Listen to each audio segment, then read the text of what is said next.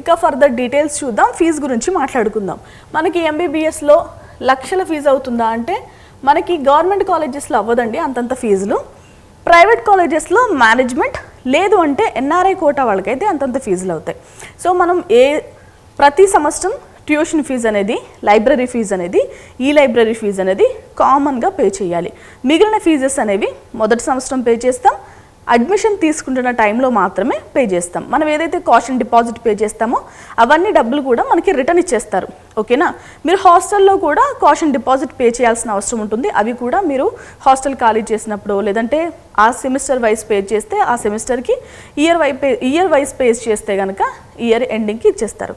ఓకేనా? మనకి tuition fee వచ్చేసి 10,000 రూపాయలు, సిడిఎస్ కామన్ డీన్స్ షేర్ వచ్చేసి 5,000, ఈ library fee 2,000, central store fee 2,000, library fee 2,000, caution deposit refundable ఇవి 3,000 పే చేయాలి.